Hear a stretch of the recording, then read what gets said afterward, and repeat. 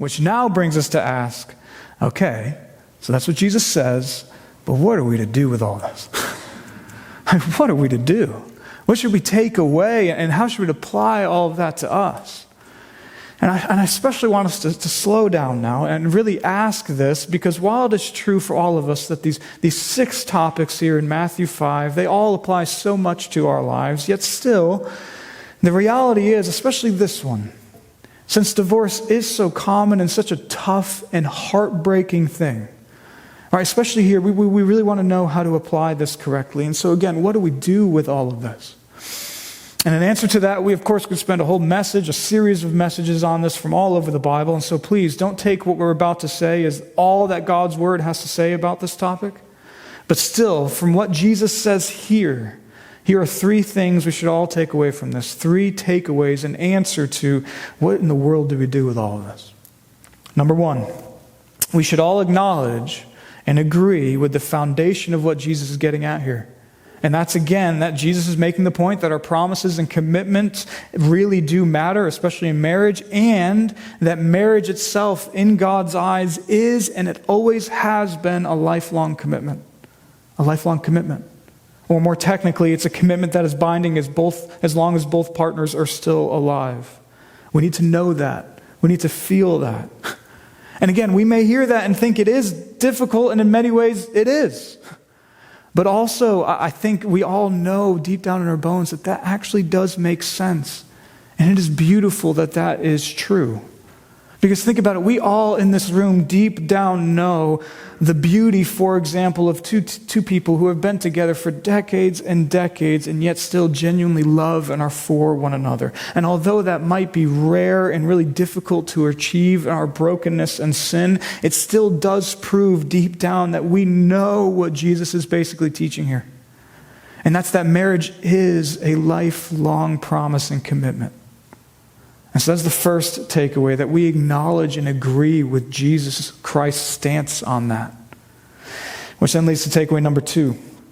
And this, number 2, is that although that's true about marriage, yet even from Jesus here and from God's word elsewhere, because of brokenness and sin in our hearts and in our world, there are legitimate situations now where that lifelong marriage bond can be unbound. And those grounds are sexual infidelity, desertion, and I would include abuse. And really, those are the only God-ordained grounds in His Word. And on those, to be really clear, we need to know that if a marriage is dissolved in those ways, then as Paul writes in 1 Corinthians 7, quote, in such cases, the brother or sister is not bound. And just so you know, that's why I keep using the terminology of unbound. Because what that means is if a marriage is ended on those grounds, then the lifelong marriage bond is actually unbound, and legitimately so in God's eyes. And so that's the second thing, which leads finally to the third takeaway. And this is where I just want to now make it most personal for each of us in this room. Because this takeaway is now just asking, okay, what about me personally then? Or how do I personally take this? And as for this takeaway, it matters where we are in our lives. Because first, concerning us who are married, obviously we should take what Jesus says here as Him teaching us about the permanence and beauty of our marriages. We need to make it personal. And so we should believe that and live in light of that. If you are married, cultivate that marriage as it is a precious, lifelong relationship you are in. But then second, for those of you here who are not married, still what Jesus says to you does apply here, and how you should hear this and agree with Jesus here and uphold marriage still is a beautiful thing in our world, because it is. Right? And those takeaways are probably a little more obvious. But maybe the biggest question on all of this is, okay, but what about for those of you in here who have been divorced? All right, and if that's you, okay, what should you do with Jesus' teaching here? And well, in answer to that, taking everything Jesus says here, the application is first to acknowledge and realize that any divorce, apart from legitimate God-given grounds, it was not the way that God intended it to be in that divorce, and it was sin. And specifically, divorce and remarriage, apart from legitimate God-given grounds, did result in adultery. It did.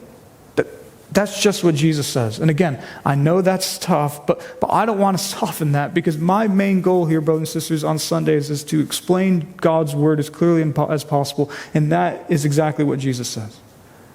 And to be clear, adultery like that is a big deal. And also, though, as you hear that, if that's you, just remember, every single person in this room is basically an adulterer too, though.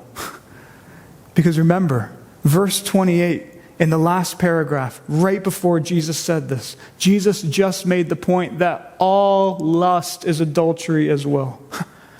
And so Jesus' teaching here on divorce is meant to be clear and striking if you've been divorced without legitimate grounds, or if you're considering it, or if you think loosely about marriage and divorce. And though, let's all remember, Jesus' teaching here humbles all of us. And as we sang earlier, there is grace enough for any sin to be forgiven before the throne of God. But then finally, for the question some of you might have about divorce, if you've been divorced, it might finally, but what if I'm divorced and I'm remarried? Should I then go get back together with my original spouse, since that marriage was always meant to last a lifetime? And the question to that answer would be no. And why? Well, because long story short, just taking what Jesus says here, doing that would then cause you to illegitimately divorce your current spouse.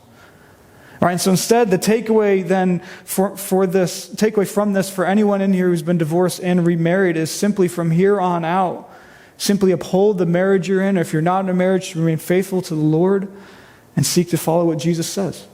It's that simple. And really, that's how most Christians have taken what Jesus says here. Or to say it from someone besides me, in case it helps, one commentator I read this week put it this way. He said this, quote, "There is no indication here that a second marriage, even following an illegitimate divorce, is seen as permanently adulterous." End quote.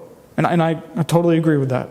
And then the commentator adds this application, quote, "Divorced Christians who have remarried should not commit the sin of a second divorce to try to resume relations with a previous spouse, but they should begin afresh to observe God's standards by remaining faithful to their current spouse."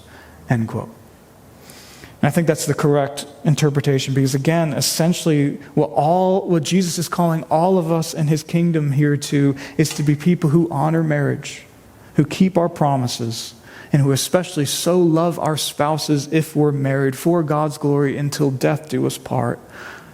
And we do it all like Christ himself, who is the ultimate husband and who is so committed to us, his church, and he's faithful and he loves us.